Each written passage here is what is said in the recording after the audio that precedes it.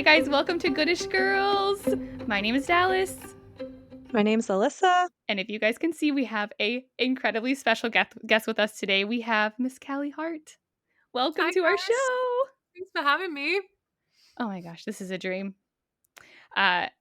Amazing. Welcome to our show. Thank you for being here today. I know you are incredibly busy. You're on the road. You're doing all things Quicksilver, Brimstone. Wonderful. All right. First question I have for you today, and I want to jump into it. I have a ton of questions for Miss Callie, so I'm going to jump into it because I know you don't have a ton of time because you're very busy. Okay. When you are writing, how do you get into the zone? How does that? Do you need like drinks or snacks? Do you need ambiance? Music? No music? No music. I can't write with music. I just get so distracted. Sometimes I listen to like binaural beats, which is the kind of like tone that like changes, it kind of like activates your brain, which works really well actually. And I do that Mm-hmm. sometimes, but otherwise, I like a quiet office. I'm not gonna lie. I like my workspace to be very organized and Yeah. clean and tidy, and I don't know. Mm-hmm. As far as getting in the zone is concerned, like I'm usually desperate to get to my desk because I'm like, oh my god, this part I know like that I've got to do this, and I'm like excited to sit down. So I don't need to like, shift modes. It's usually I'm frustrated before I get there because life has been getting in the way and I haven't been able to sit down yet. But yeah, I usually go work Yeah. out, right. So that helps. That helps because, bit of blood to the old brain cells. Can't go wrong there. So yeah, otherwise I just sit there, sit down at around 11, probably earlier than 11 actually. I don't know why. Probably like I aim for 9, but 9:30, and I'll sit there till midday 1, and then do admin in the afternoon. So yeah, it's a pretty normal work day. Yeah. That's That's cool. that's incredible. I love that you're constantly trying to get away from life to get back into the world that you've created. Yeah, I would probably do the same if I could get back to that world. much to the chagrin of my family and friends. They're like, no, you have to do like outside work stuff now. Oh, I'm uh, sure. yeah, sometimes it's hard. It's about, it should be a Yeah, Kelly, you balance. have I to wish. breathe fresh air now.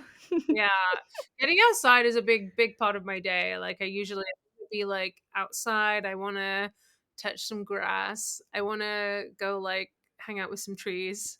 Um Mhm. and then I'm ready to work. I usually go like for a bit of a run or do like a hit class or something like that in the morning as soon as I can, like as early as I get up, and then I'm ready to go. Well, they say that if you love what you do, you don't work a day in your life. So I feel like that is your vibe. Yeah, I think I'm a little obsessive, perhaps. That's what my friends and family would probably say if they were asked about this. They would say, she has a bit of a problem, but um, I think that's all relative.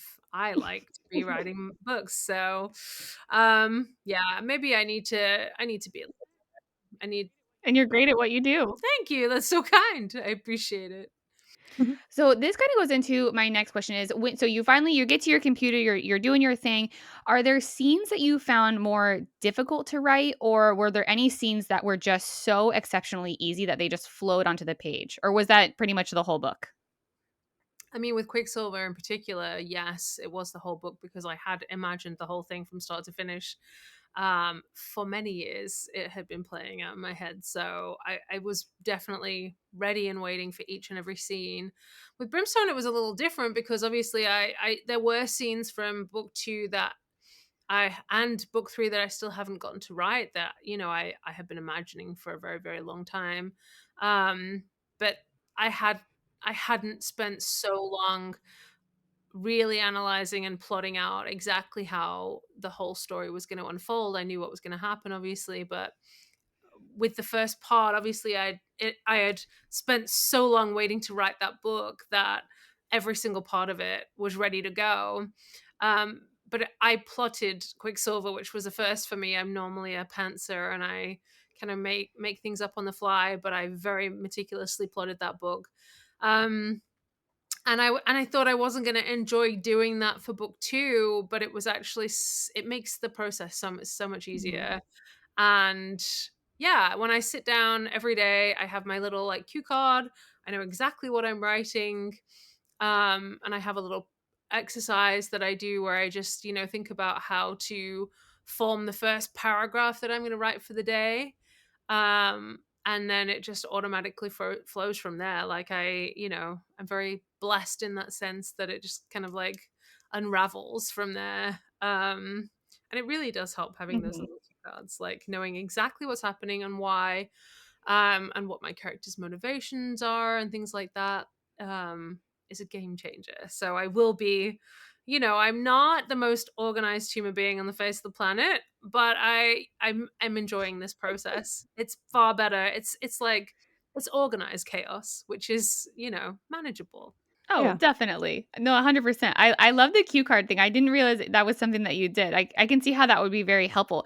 And you have an editing book as well, right? So you like cuz you kind of posted a little snippet about it. So do you have is it just the book that you have all of your thoughts in, or do you have this giant whiteboard behind the scenes that has everything? No whiteboards. No whiteboards. Just the cue cards. And I have a book, a notebook, whatever that happens to be, the closest little notebook to hand when I start writing. And I'll make notes as I'm writing, like, oh, remember to go back and change X. It feels like you're using this word too often, like in my head. So I'll just write in the margin like a specific word if I feel like, oh, that feels like, the fourth or fifth Mhm. time I've written that recently, I'm going to go back and just have a look at the end of the book. So by the end of like, a 200,000 word book, I have a list of vocabulary that I then go back and go like, okay, how many times does this word feature? Okay, that's too many. Like I'll go out and change like things like that. But yeah, that notebook is a madhouse. It is just scribble. So I wouldn't necessarily call it like an editing book.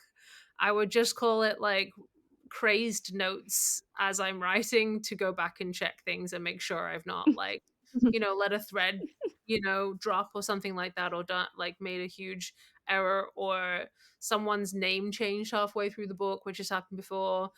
So yeah, it's like, I go through it at the end and I'm like, it's all scribble anyway. By the end, it's just ink everywhere. Amazing. Callie's Crazy Thoughts book. I'm here for Organized, it. like you said. Yeah, organized chaos. Absolutely. And Mhm. so do you have one notebook for each book then, or is it all in the like all the series in that one book? It literally is whatever notebook is handy and has blank pages in it. So, the one that I use for Quicksilver that I posted on TikTok, which is how I'm assuming you know about this book, um, is a book that I found in a stack, like when I started writing Quicksilver. And I went when I flicked through like to look for those pages afterwards. I had notes from a book from 2018. I had notes from a book from 2021, I think, as well. And then just random notes like, oh, pay your taxes, like, like a lot of like accounting stuff. And I'm not precious about that kind of thing. It's not like I'm going to go back and go, oh, this is my coveted notebook from when I wrote Quicksilver, and I like, this is means so much to me. It is a dumping ground. So it's not important, like what notebook it goes into me. Brimstone, I wrote on the road actually, and I think I used a couple of different notebooks. But it was like hotel pads, like, Yeah.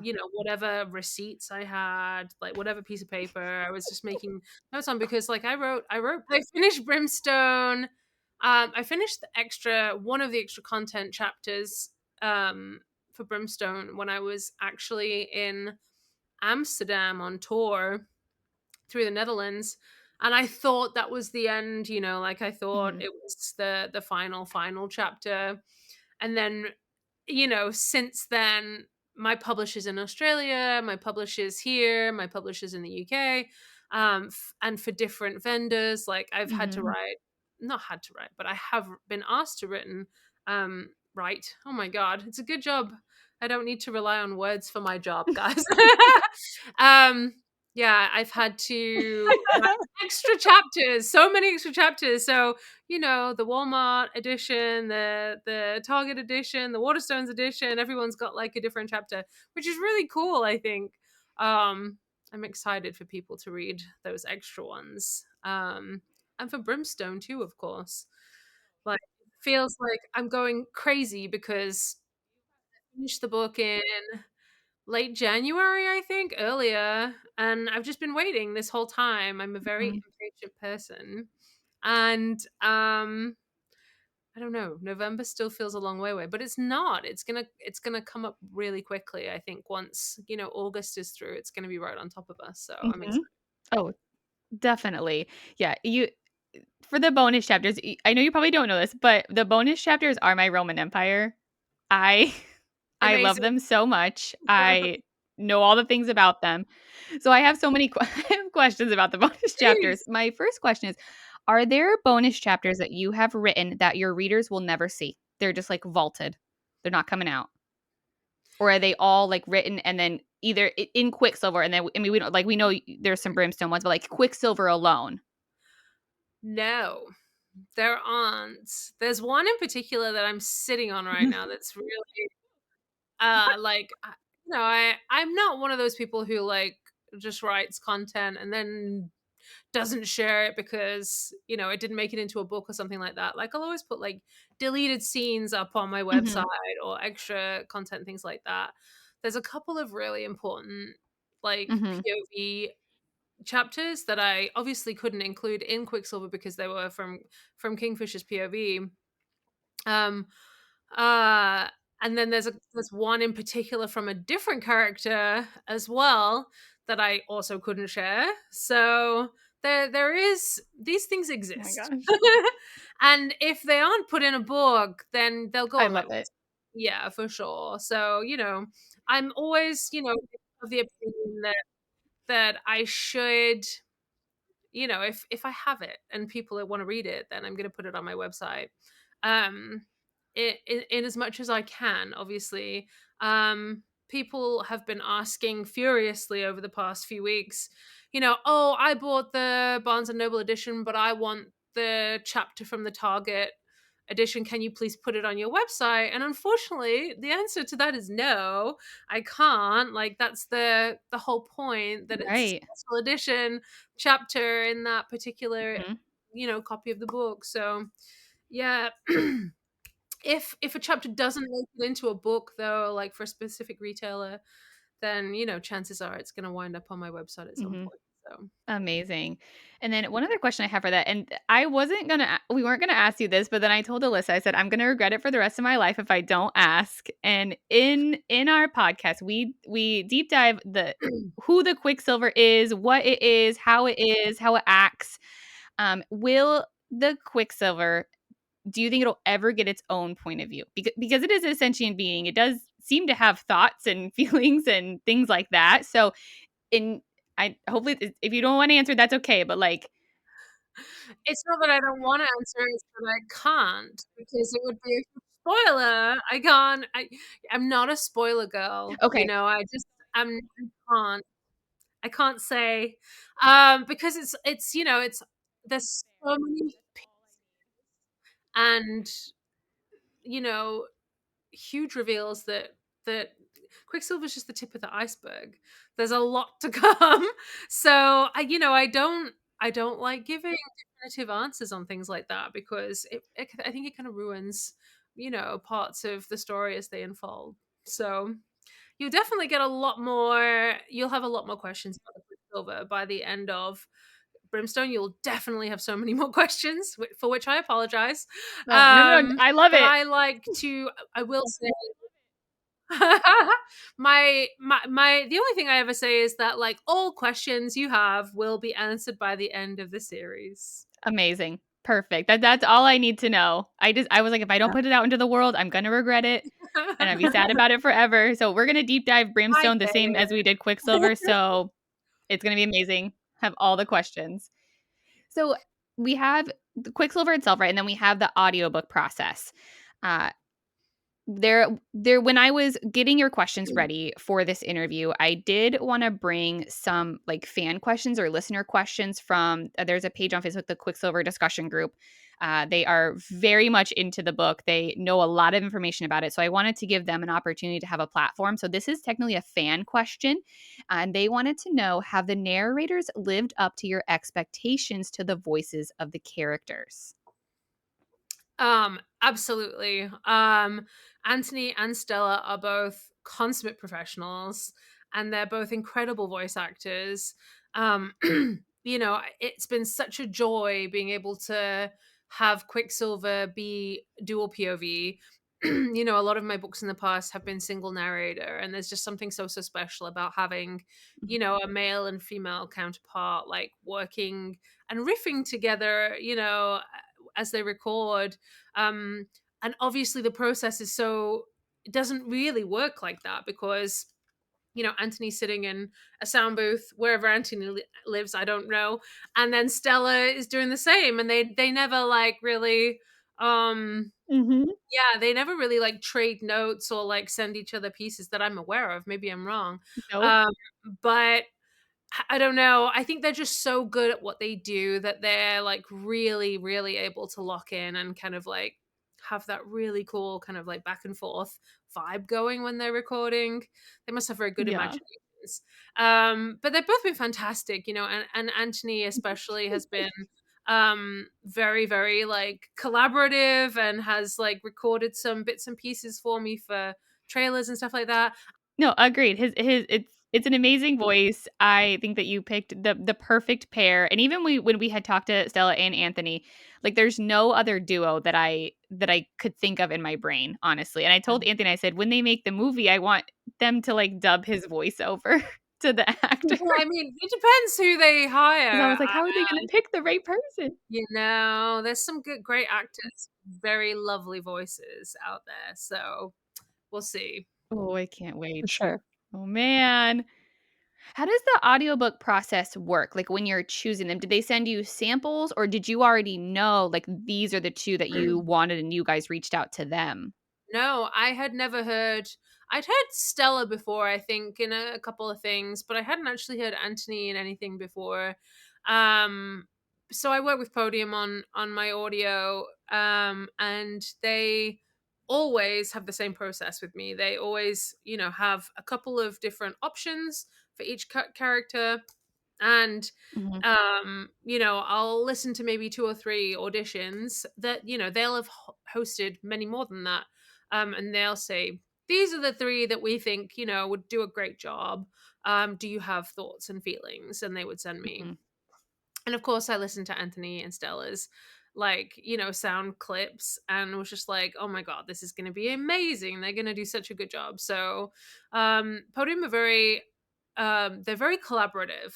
There are some agencies and companies, and mhm, oftentimes where an author doesn't really get a say in who's the voice of their characters. Sometimes they're just told it's going to be this person or this person. But I really love that about Podium. They always, there's a seat at the table for me, which is really nice, especially when it's very like personal, obviously, and you want to make sure that the right person is going to be voicing your characters. And they always have the best people like audition, so it's never really difficult to find the person who's going to be the character. But the moment I heard those guys, mhm. it was game over. I was like, yeah. Yeah, you made a great choice, the perfect choice. Again, I couldn't imagine any other voices as those two, like other than those two within that audiobook. And yeah, they did incredible. They did amazing. Hmm. So I also want to talk about in some previous interviews that you had posted recently, you are you're a playlist kind of girl. You create playlists like for the different books. So you added a couple songs. Mm, First off, Little Girl Gone. yeah. I So, listened to that for the first time like probably a couple weeks ago. Full body chills. so The good. best song. So I good. had I had heard like a small snippet of it on TikTok. Yeah, but I had never heard the full song and I was like, "Oh, this is on the playlist like I'm going to listen to it and see what it's about." Wow. And I don't know if when you picked this song, if you thought of the same thing, but when I was listening to it, I imagined the fight between Saris and Heron when he just like Absolutely. continuously underestimates her every single time. Yep. And she's like, Absolutely. "Again? We're doing this Yeah. again?" It's such like an empowering song. Like it just gives you like that like fierce vibe that like you can take on the world and like don't underestimate me for Yep. sure. And that's Saris's vibe throughout the whole book. But in particular, yeah, absolutely. The first time that she fights him and the second time, spoiler, sorry guys. In the first book. Yeah, it's such a banger. It's a great song. I love that. I'm trying to think what else is on Oh, it there. really is. Yeah, I listen to it a lot. It's so good. But I don't know. I'm bad at creating playlists. It's It's funny that you yeah. say this. I get distracted. I've got such ADHD brain, so I'm like, okay, now I'm focusing on this task. I'm going to go and find songs for, each chapter of the book, and there's going to be 40 of them, and it's going to be a great playlist. And then I'm like, oh, 15 in, Yeah. something bright shiny catches my attention somewhere else, and I'm gone. So I haven't Mhm. actually finished any of the playlists. I need to go back and do that because it's so much fun. Like, especially when you find the song, when you find the one that's like just perfect, Mhm. and really like captures the moment of a scene. It's just like it is goosebumpy. It's so nice. I love when that happens. Yeah, absolutely. Have you again, you haven't finished the playlist. Have you added any recent songs since then that we don't know of yet? Like for Quicksilver, since I guess that one it maybe is or is Oh, not finished. I don't know if you want to share any of the Brimstone songs. You don't have to. it's no, it's all public. It's up there. Like I forget that people can just go and find things. Like, and people are very good at that. Um, I I I think I'll sporadically keep adding stuff to it. But I can't think that I've added anything recently. My favorite song that I think is really representative on that playlist is the "Start a War" by Valerie Broussard. That's so good to me. I think that's like such a great representation Mhm. of the whole series. Yeah. Um, but yeah, on Brimstone, I think it's very bad. Don't even look. It's so like piecemeal and not really representative of the book right now because I've been so like I'm so slapdash. Like I'll just be like, oh, I'm in the shower and the song's really great. I want to save it, and I'm like, oh, Brimstone's at the top. I'll just sling it in there for a minute and then move it later. So there's probably some really weird Oh stuff in my there. I god. was listening to some like UK drill and like all kinds of weird stuff. So God knows what's in there. There's a couple of songs that are very specific and are meant to be in there. So I know I was when I was doing my UK tour like a month ago, 6 weeks ago, someone in the crowd asked like, oh, I saw this that I was listening to the Brimstone playlist and I was like, what? And I forget that people can just go and do that. And she's like, "This song's terrifying to me. Like, it's just, I feel like everyone's gonna die." And I'm like, "That's just don't worry about it. Like, it's gonna get cleaned Oh. up. Like, I'll deal with it before the book's released. But don't worry. That's literally just my ADHD, like being scary. I don't know, You're because like, "Oh no, what have I added to I make people know. think?" Honestly, I'm so curious. I'm gonna check right now and just see what's on there because I don't even know. But there's a couple of like really good ones. Let's Yeah, if see. you listen to So it, it's funny. under construction, everybody. Oh yeah, It's please. not finished, but it's a puzzle because there are some important ones in there. Yes. So you'll be left guessing. Okay, I'm looking right now. Oh, there's only 5 songs in there, so don't even. Yeah, I think 3 of them aren't meant to be there. So don't worry about it. I Okay. will be completed before the book releases in November. It's just a fun challenge for us to try and figure out which 2 are Yes. meaningful. Exactly. Leave it to your fans to dig into all of those songs, and then we'll find out. Is there a song in maybe that one or some of the other ones that you have that represents, like, Fisher and Saris together? Like, is there a song that you would pick that's, like, their song? Yes, and I think it's on. Hang on one second. Let Tough me. question, Alex. I know. Well, actually, I love this song because, and not because of the lyrics, which are beautiful, but I just imagine them. This is gonna sound so stupid, but like I imagine them dancing to this song and like this beautiful kind of like contemporary dance in my brain that would Oh. never actually happen in the book, but it's just the vibe and it's so beautiful. Where did I put it? Which playlist? I think it might be on Quicksilver. It might also be on one called B2B2B2, which is my writing kind of like hype playlist. It's called Affair with the I Moon. love that. I'm ready. I'm gonna write this song down. I'm ready. Yeah. Oh, And what it's is it called? Affair with the Moon. And the artist is called Lydia Solomon. And it's Lidia. But it's a really sad, pretty song. It's beautiful. But I just have this thing in my mind where they're like dancing together and it's so, yeah, it's not something that they would ever do in this way that I imagine it, but it's just like such a vibe for the series. I don't know. Right.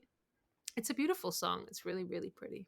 I love that. Maybe one day in later on series there'll be an opportunity where Mhm. they have a peaceful moment and they do get to dance. I don't know, maybe they get to dance together for the first time. Who knows? Maybe not, but These guys are gonna dance together a lot. Don't worry about that. It was just, like really contemporary, like ballet almost. Like, it just wouldn't happen in their world. yeah. Yeah. That's the thing.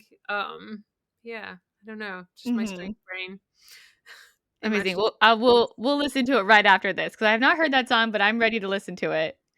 So, as you were writing this book, were there any moments in the book that you were like laughing out loud while you were writing, where you were like, "Ha ha ha ha!" Like I'm gonna write all this, or is that something that like happens in your process? Absolutely. I think, the scene in book one with Carrion when he comes back, when Saris is like, that's not my brother, that's Carrion fucking Swift. That had been one of the scenes that have been playing out in my head for so many years, and I was so excited and waiting because that was the start of a B story for me with him and his trajectory, Yeah.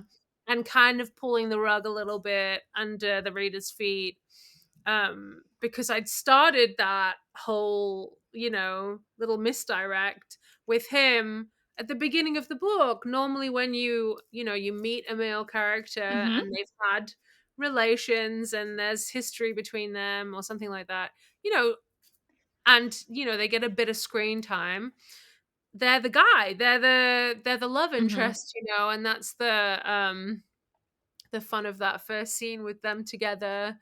And then obviously Kingfisher coming along and people are like, oh no, this is the guy. And then, but I knew he was coming back and I Mhm. knew he was going to be such a huge, like, fundamental, like, part of the story. So I was kind of chuckling to myself a little bit there because obviously Carrion is so incredibly fun to write. He's a menace. And I knew all of the fun stuff that I was going to get to do with him along the road throughout the story. So that was definitely the case. And there's definitely many, many scenes throughout the whole series that I'm kind of like cackling and like evil over because it throws things on its head a little bit, and like or will pull the rug a little bit and people will be like, what just happened, what's going on? Oh Yes, my gosh. I'm excited for all of those moments. Incredible. Carrion is Alyssa's absolute favorite. I love him. So good. Yes. Thank you. I She love is a little menace. a Carrion girly for sure. Every Kingfisher dad joke got me. You're gonna like book two. I love, like, the odd moment where Kingfisher's like unexpectedly funny, because he's so serious and he's so like, closed off and he has so many secrets. That it's nice to like have those Mhm. little moments of levity where he like will be sarcastic in an unexpected way. And Carrion's obviously funny in a different, more obvious way. He's like a golden retriever with like one brain cell, kind of like doing that DVD kind of, or Yeah, but I'm like Yes. ding, ding. yeah, Yeah. God bless him. Um, but they have their own little like humors that kind of play off against each other as well, which is really fun, and was really fun to write in book 2 as well. They have a lot of screen time together. So I'm excited for people to dive into that and experience them kind of vibing off each other, or perhaps killing each other, or We'll see. I don't know. They have a long journey to go on together. So I'm I sure sure do. they will Yeah. hopefully get through it.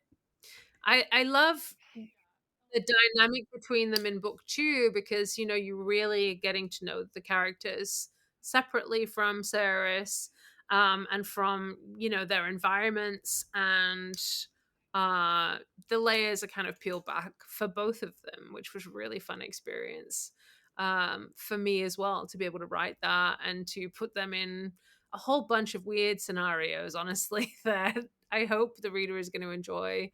But yeah, I just love how they have a certain dynamic. It's great.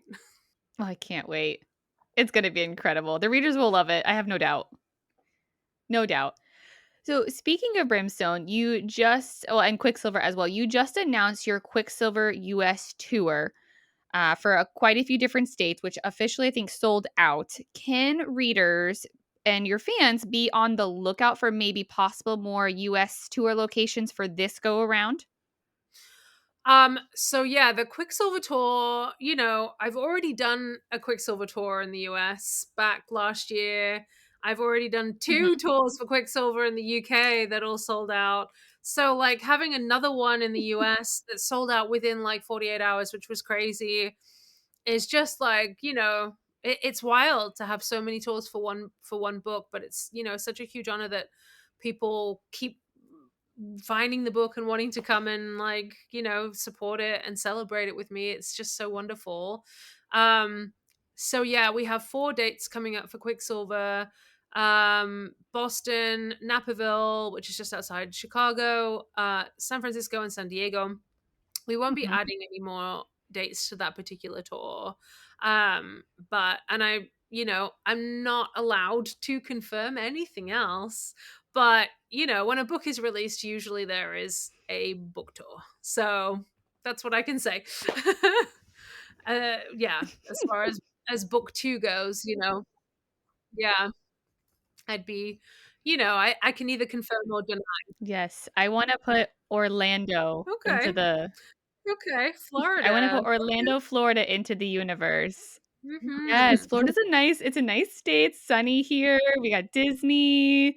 So, Dallas is creating an army of Quicksilver fans in the Orlando area. Yeah, I Yeah. keep loves getting like, Disney. You know what, Callie, if you want, if you come to Orlando, we can take you to Disney. We'll show you all around. do you guys have Star Wars in Florida? Star Wars? At the Disney there, or is that Yes. We do. Yes, we can show you Yeah, all the we do. things. okay? I'm Mhm. in. Sold. Amazing. Book the tickets. Book them right now. Melissa, write that down. We will show you all things Disney, all things Star Wars. It'll be amazing. Sign me up. Woohoo! I didn't realize you were a Star Wars fan. That's incredible. Massive, massive, massive Star Wars fan. Oh my gosh. Love that. Did that give you any inspiration in the book?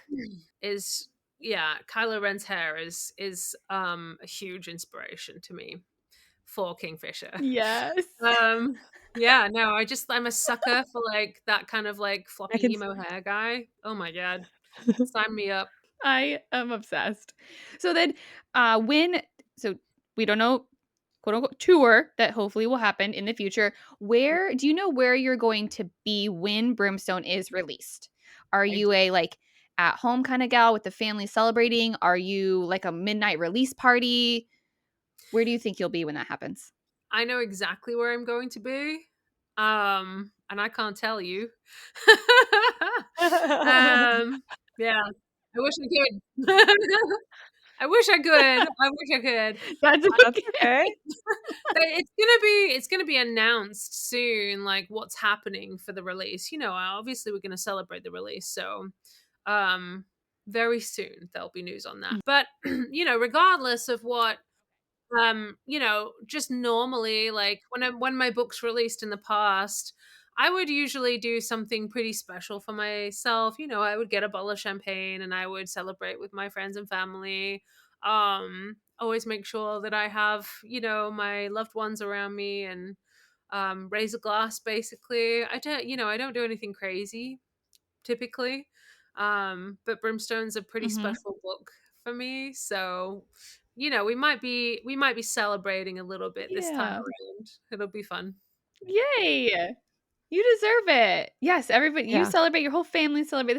That's a huge thing. It's a huge book. It's gonna be a massive success, I hope so. and I can't wait to read it. I literally can't wait. It's gonna be wonderful, and the fandom is behind you. Have sold over 1 million copies of Quicksilver alone already, so I think Brimstone is gonna just skyrocket as soon as it's out. It was very special getting to celebrate that milestone the other day too, particularly because that milestone is only in the English language and only since December of last year when it was traditionally published. I think Yeah. the number is closer nearly to 2 million at this point, because there was from Oh June my through gosh. December where it was self-published, and there were so many copies sold during that Mhm. period. So it's just mind-blowing. It really is. I'm definitely still pinching myself every day when I wake up. So very grateful to everyone who's grabbed, and multiple copies, like I see people with like amazing bookshelves with so many different editions. So thank you guys. Yes, so many different copies. They are all absolutely beautiful. And the ones that this like the sneak peeks that you have released as well for Brimstone are incredible. I want one copy of each. I have our original book here, but I will eventually have the shelf of all the pretty ones. I'll make sure to send you the beautiful new edition. I'll make sure to send you guys one each. Oh my god.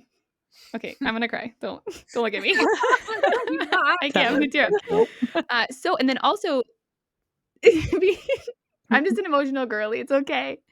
So, but like for it to go into a movie though, like what was your first reaction for I that? To be know, like, it was hey, crazy. you're now gonna be on book's gonna be on the big screen. It was pretty wild, obviously. My dream has been to see, something that I've written translated into TV or film for a very long time, like most authors. Um, so yeah, it was a very surreal moment. My agent called me and she's like, "Oh, hey, do you have like a second to chat?" And I'm like, "Yeah, I do." And then she's like, "Okay, I've got my other agent, my film TV agent, who's part of the same company, on the line too. We've just got, we just want to like have a quick chat." And I was like, "Cool." And she was like, "Hi, so Netflix are knocking at the door. They really want to make Quicksilver into a film." And I was like, it took me back a second. I was just like, "What the heck?" And she was like, "Also, there are 3 other companies that have submitted interest, um and it's looking like it's going to go to auction." So it was a very, very surreal experience. I had a lot of meetings with a lot of people, with some amazing filmmakers, Mhm. and showrunners, and like producers who all had fantastic visions for the story and the characters, and had all read the book and just were like overflowing with excitement and enthusiasm about, like, the possibility that they were going to make something with it. And I was just like, what is happening? This is crazy, um That's wild. never in my wildest dreams.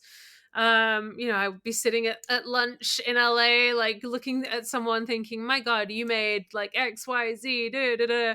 Crazy, crazy, crazy." But in the end, Netflix were just, they had such a strong, powerful vision for the story, and they already had producers in mind. And I spent a lot of time talking to, Elizabeth, who is the producer on the movie, and she is an absolute powerhouse. So Yeah, I'm very excited. We have a writer attached now as well, and she is absolutely phenomenal. I don't think they've announced her yet, so I can't really say anything about her, but she has written some Mhm. incredible, remarkable TV. So yeah, I the whole process is surreal. We're closing in on the script. You know, it's a long process. Um so we're not at casting yet. I know that's like a popular point of discussion, but we're not there yet. But I Hmm. I am really hoping that we are soon, cuz like that's going to be, you know, a very crazy moment for me too, to be literally thinking about who's going to represent these characters. Um, yeah. That's amazing. Well, and Exciting. it's a big choice, and it takes time to do all that kind of stuff and figure out like what's gonna go into the movie, what's not gonna go into the movie. I know Alyssa and I have talked about certain things on our show that we are like, if this isn't in there, or what's going on, like seeing Mort Hill on the big screen is gonna be insane. Yeah, he's a scary guy.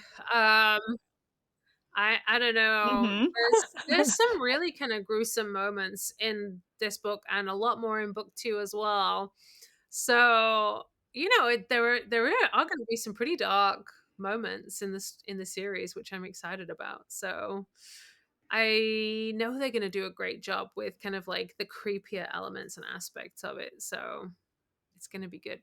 I hope. It's gonna be incredible. We're gonna host a list like a watch party when it comes out. Yeah, I think when, you know, the movie comes out, hopefully, you know, hopefully there'll be some parties going on where we can all get together and watch. Like, you know, that would be really fun. So we'll see. We'll see. I'm not sure Oh, what's gonna yeah, happen yet. like a movie kind of release party. I think they do that, right? When sometimes when movies come out, they'll like all do like a listening party, like a pre-screening party. Okay. Mhm. I will sacrifice an unknown amount of things to attend. I'll bear that in mind. I just want to put that out there. Yes. Be careful of the deals you make. Be like, Daniel, I'll give you my hand. You need Yes, that. the devil's in the details. She's learned nothing. I learned no things. Read the book. Everything's fine. Oh my gosh.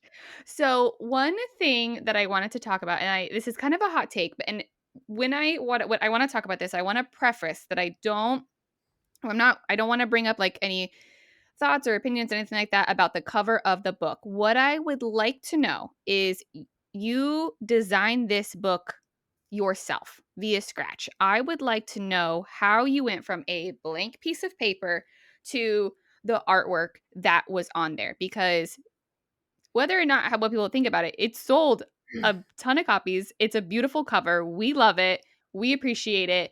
And I want to know how it went from your brain to the paper. Yeah, I did make it myself. So when I started writing in 2012, I was very, very poor and I couldn't afford a graphic designer. So I had no skill sets whatsoever in graphic design. And I got Photoshop and I didn't have the first clue. But I taught myself on YouTube, you know, University of YouTube, which is amazing. And I just love graphic design. It's such a fun, like, expression of like telling a different way of telling the story for me. Um, and that particular cover Yeah. is a composite of about 15 other images. And you know, it took me a long time to kind of like, you know, cut and paste and learn about shadowing and things like that, and how to really composite an image Mhm. together in a believable way. And you know, I'm not perfect at it. It's not my profession. I've had no, like, you know, training in it, bar University of YouTube. Thank you so much. So yeah, like, it's not Mhm. perfect. I know it's very polarizing. People have a lot of feelings about this cover. Very strong feelings, one way or the other. Um, and that's okay. And I knew Mhm. that was going to happen because, you know, um, in my head, Fisher is like a cross between Timothy Chalamet and Adam Driver.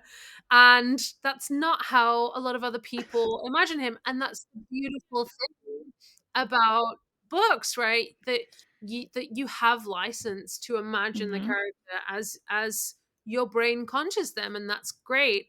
And when someone puts a person on a cover, it kind of like throws you out of the story, or it might be jarring, or it's not the guy you would have chosen. I've seen people posting pictures of the Mhm. most like people I would never in a million years associate with Kingfisher, and they just love them, and that's fine. Um, and I knew when I put that cover out that it was going to be polarizing because, for the history of time, people have had the argument whether they like people on the cover or not. So I created the discrete cover at the same time, Mhm. the one like with the vector art, and I released them at the same time, Mhm. knowing that there were going to be people who said, "I'm not buying that book. That guy looks dumb," you know. So I could turn around and go, "Okay, that's fine. I get it. You can have this version instead." Like, um, but that the discrete cover kind of got buried. I don't know. And so people went to war over this cover, and I'm like, just kind of, I got the popcorn out, quite honestly, because like it's not my business to intervene at that point. Like, it's about people's own preferences, and their own. Yeah. So yeah, and I'm never gonna please everybody. So I just have to follow my heart, and um yeah, that's all I've done so far with with the covers and the artwork, and I will continue to do so. Yeah, I mean, and as you should. These are your books, these are your stories, and they need to look how you want them to look. And the cover itself is the reason I picked up the book in the first place. Right? I was like, "Oh, that's a cool cover. Like, let's see what's on page 1." Thank you. Yeah, I'm not and then without that cover, who knows if I mean, obviously I'm one reader, but like who knows if I would have ever picked up that book. And then if I would have never picked up that book and fell in love with that story, Goodish Girls never would have been born. But here we are today. So like I think that everything happens for a reason. I think it's a wonderful cover. And I hope that you continue to make covers that make your heart happy. Thank you. I It's beautiful. appreciate it. I really appreciate it. Yeah. It it's everything's a labor of love when you're putting out like art or writing, or you know what I mean, but you have to be prepared for Mhm. people when you share something like this with the world. You have to be prepared for the people who are going to turn around and tell you that it's shit, or that it sucks, or you should quit and go back home and do like something Mhm. else because they hate your writing, and they think the cover's dumb, and they hate the characters, and da da da da da. That's just part of it. You have to like surrender Mhm. ownership of something when you give it to a community like this. And I was very aware of that when I released the book. Quicksilver was my 43rd book, Yeah. so I am used to people having opinions about what I'm doing, about all kinds of things, like Mhm. it doesn't stop. And with this particular cover, I've had threats, I've had horrendous emails, I've had such anger and backlash constantly, that I now don't engage at all on social media. um Yeah. like it's just one of those things, like you cannot do the right thing, you cannot like please everybody, so I just Mhm. got to let people have their feelings about it, and that's okay. That is wild that people even have the audacity. People are very brave on the internet. Oh yeah. Oh, Yeah, for yeah, sure. for Yeah, they sure. say a lot of things, but then if you ever meet them in person, they're like, "Oh, no, no, no, like, yeah, Oh, everything's yeah. fine. I don't know, it's great." So, people get very brave behind a keyboard. Yeah, and Quicksilver Yeah. was almost never published, is that correct? Like, you almost chose not to let it out into the world. This was, like, your last hurrah. Is that correct? Oh no, no, it was always going to be published. I wanted to traditionally publish. Yeah, I tried to, I had worked previously with an agent in the past, and she had kind of said to me, well, when you feel like giving me another book, like let me know. And a number of years had passed, and I was writing, Mhm. dark academia, um, and I really needed to write Quicksilver, so I finished it and I sent it to her. She was like, I don't represent fantasy anything, but my colleague does. I'm going to fire this over to her and she's going to read it, and we'll let you know real soon. And she came back. She was super lovely. Mhm. I harbor this woman absolutely no ill will whatsoever. But she said, I really don't think it's marketable. It's too long. I just don't think I can sell it. So I was like, okay, fine. Like I have self-published 43 books. I can self-publish this one. And that's what I did. I Right. spent a lot of time between that conversation with her, um waiting and making sure that I was releasing it at the right time, and that I had all my ducks in a row, and I was ready to do like the promo that I would need to do for it to be successful. So I gave myself like like 3 or 4 months to kind of get myself in order before I published the book. And I'm glad that I did that, because I needed that time to Mhm. kind of like figure out what I was going to do. But yeah, there was no way I wasn't publishing this book. I was just so proud of it. I just love I love the story, and I love the characters, and it was such a joy to write, that there was no question in my Mhm. mind that I was going to share it. Whether people read it or not was a big question mark. Um, but yeah, no, I'm very grateful and thankful that people have read it and continue to read it. So thank God. Oh, for sure. Yeah, that's amazing. And I can't believe you've self-published 43 books, 43 titles. It Mhm. takes a lot to self-publish a book, right? Like money out of your own pocket. How does that work? Yeah, self-publishing is, for anyone that ever criticizes indie authors or says that it's less than, or um they're not proper writers or authors, they have no comprehension of what a huge, like, monolithic task it is to put out a book by yourself, Mhm. and for it to succeed, is like unimaginably hard. I have the utmost respect for indie authors. It's such a difficult job, because you aren't just writing a book, which is all we want to do is write a book. You know what I mean? But you have to be a marketing expert. You have Mhm. to know Facebook ads, Instagram ads. Social media in and of itself is a full-time job that is, oftentimes a thankless Yes. task, and very frustrating. And then graphic design, and you're a Mhm. formatter, you're like your logistics, your shipping and distribution. Like, it is unbelievable how much work it is. So um yeah, it blows my mind that there are still a lot of people who look down on indie authors, but they're the hardest working people that you will ever meet. So yeah, it Mhm. is a big job, for sure. Wow, that's incredible. And a shout out to all indie authors. We love you and we support you. Wow. That wouldn't I can't even imagine the amount of work that goes into that. I don't think I could do it.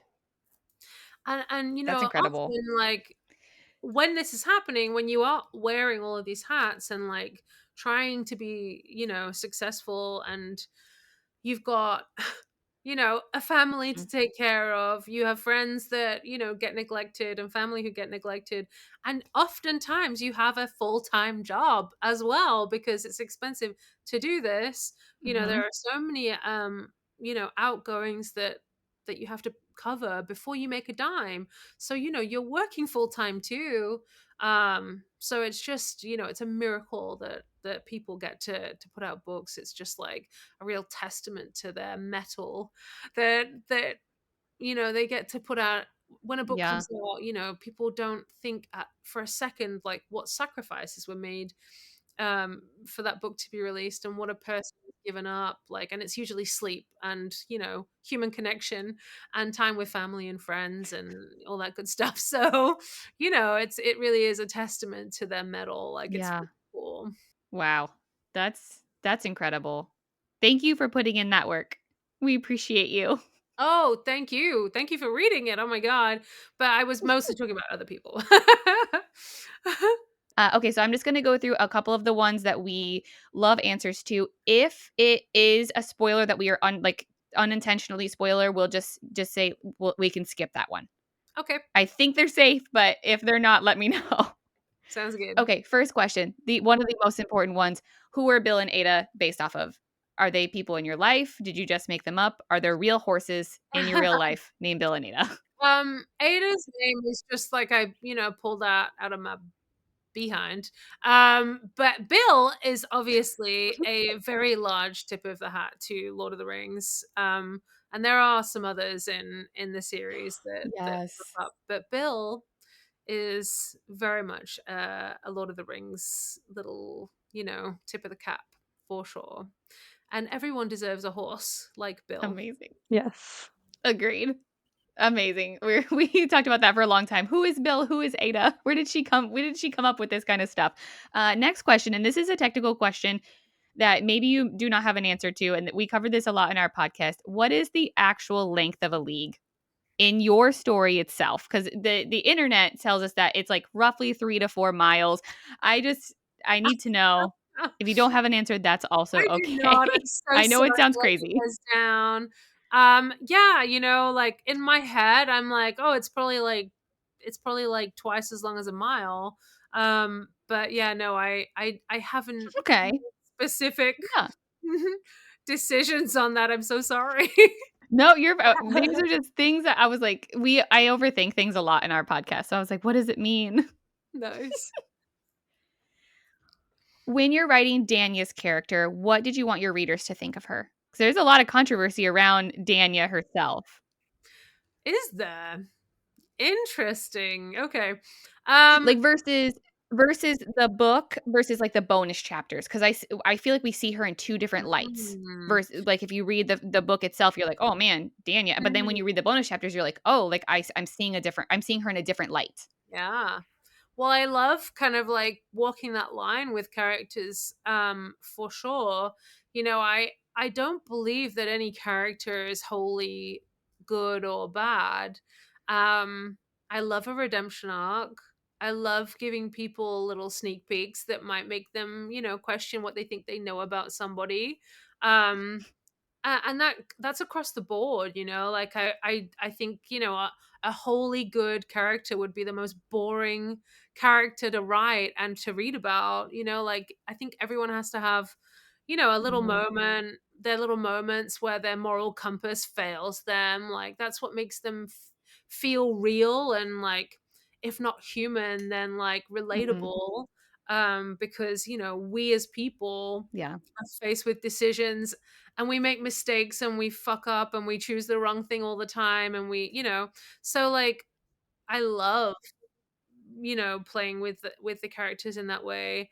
um and you guys don't know much about Danya yet at all, so I'm curious to see as the story progresses, like how people's opinions of her might change. They will. I will help them. I am Team Danya. Nice. I've been Team Danya. I think that she makes a lot of mistakes, but I think that she is one of the boys. I think she is tough, and you can maybe or maybe not confirm this, but I think Morel was the key holding that group together in a way, right? I think that Morel, and obviously we don't know anything about her, so I'm simply speculating. But in my mind, with the very small piece of Morel that we have, I feel like she was the calm between Danya and the guys. And I think when she died, I think maybe Danya was like, "Oh my gosh, what do I do now?" I would be doing you a disservice if I told you anything about everything that you just theorized. Don't answer. Absolutely. I can't. I Say wish I no things. No words. No, say no things. We'll find out later. Mhm. Amazing. Okay. Uh, a couple other questions that we have. How did you come up with the names for your swords? They have incredible names, Simon included. Thank you. Where did you I get don't that know. from? I love just making up names. Like, um I've got some good ones in book 2 as well that I can't wait to share with you guys. Um I love that a lot of them have meanings too, which is very cool. I don't know. Aviciath just sounded really cool. Um like, right? Nimmerell, there's a very specific reason behind that name that people didn't know until I put out those POV chapters. Um, there is, you know, oh, there's so many things I can't say. Oh my Yeah, god. book 2 has a lot of explanations and some will lead to more questions. Um, but yeah, it's so fun for me. Like I love like naming conventions, and obviously, Lord of the Rings is a huge influence to me as a writer and as a reader as well. And like Mhm. Tolkien created a whole language which is really beautiful for for the elves of Middle Earth. And I've certainly borrowed some of that kind of like the feel and vibe of that language. Which everyone does in fantasy writing because it's unavoidable. It's so Yeah. core to fantasy at this point. I've said it 1,000 times over the past few months, but um, someone said to me the other day, they were like, all fantasy stands on the shoulders of Lord of the Rings, and it's so true. Um, so yeah, there's Mhm. there's some funky names coming up. There's ones with real meaning. A lot of names with like really special meaning actually. So yeah, keep your eyes peeled. I love that. And if you didn't catch that hint that Callie just gave us about Morel, the POV chapters are on her website, so you can check those out. And then also in our Quicksilver bonus chapter deep dive, we do go into the explanation of Morel and how that name for that, or Nimmerel, and how that name came about. So if you missed that, it's in there. You can go back and watch it. Did Carrion have his Fae senses the whole time in Quicksilver? Because he was glamored for a long time. Yeah. No, he didn't. He had Okay. yeah, Whew. it's hard for me We to have come an answer. You learn a lot more about that in book 2. But yeah, like it's yeah, he did not. Perfect. Oh my gosh. I feel like we just like cracked open the case. Here is rapid fire. We have rapid fire and then we're all good to go. We are going to throw some questions at you. Whatever comes to mind first, you just shout it out, okay? For sure. I'm so excited for this. I can't wait. Okay. First question. You are in the Wicker Woods. Gift of sight, no gift of sight. No gift of sight. No. No, no. That's fair. That's fair. Okay, second question. Fisher notes that he wants to die with a finished book on the nightstand. What book did he just finish? Or what Ooh, genre, if you don't have a specific book? What is he great reading? question. Great question. I think, like a lot of people might think that he'd be like a nonfiction kind of guy, but I don't think so. I think he would love like an epic saga. I think he would be like reading like the Iliad or something huge like that and epic, Yeah. an epic tale full of like, monsters and gods and demons and yeah, something massive like Yes. cool. Amazing. Yes, I'm here for it. Okay. You are stuck on horseback for an unknown amount of leagues with one of the following characters. Are you choosing Madra, Belicon, or Malcolm? Hmm. They're all terrible. They're all so bad. I don't We got good know. ones. They're Oh, so bad. I think I would choose Madra honestly because I think she'd be too aloof to bother me. I think I would be like a peasant to her, so she wouldn't even acknowledge my existence. Whereas Hmm. I feel like Belicon and Malcolm would, Malcolm would probably eat me. And Belicon would like, rub it in that he's better than me. And I don't know, he'd probably just be terrible Yeah, to me anyway. So let's go Madra. that's fair. That's fair. And then one final question. If Carrion had a day job in the modern world, what would he be doing? He'd be like a sign twirler or something, as one of those guys that like stands outside car Oh my God. showrooms. Like yeah, or he'd be like I don't know. I Can't. love that. He might like work at like Chuck E. Cheese or something like that, entertaining kids, but then just being like, foul mouthed and terrible. He would probably seduce some moms at Chuck E. Cheese. I think that's what he would be doing. Carrion Swift, Chuck E. Cheese mouse. Love it so much. I cannot. Oh, man. Okay. And then final question. If you could give one piece of advice to your readers going into book 2, Brimstone, what would you give them? Oh boy, strap in. It's a roller coaster. There's a lot going on in this book. So like pay attention to the details. The devil is in the details. Yeah, there's a lot going on. So I don't know. Maybe like book a day off work or something like that and try and knock it out in one go so that you can really embrace the ride, the roller coaster. I don't know. And have like Done. supplies. Submitting my request now. Yeah, you'll need like, snacks, a really nice like cozy blanket because it's November, it's gonna be chilly. Box tissues probably, maybe, sorry. Like, I don't know, Pedialyte.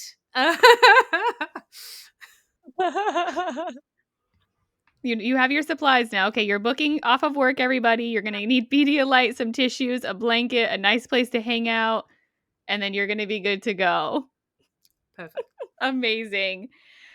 Well, the Kingfisher bonus chapters are streaming now on Audible, so you guys can grab those. The Quicksilver Deluxe Edition comes out August 19th, and Brimstone drops November 18th. So be on the lookout for that. Mark your calendars, submit it to your work that you will not be there on any of those dates. Sorry, A guys. special thank you to Callie and your team. You guys have been absolutely amazing. Thank you for taking the time to hang out with us and talk all things Quicksilver. I also want to throw out a quick thank you to the Quicksilver discussion group on Facebook for manifesting this.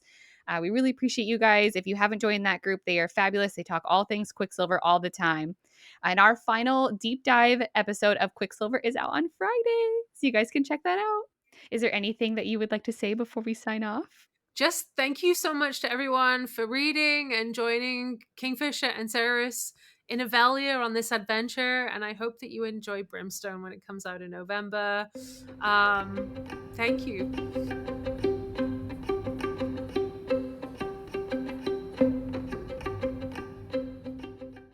Can't get enough of the Goodish Girls? Follow us on social media for sneak peeks at our upcoming episodes and bonus content.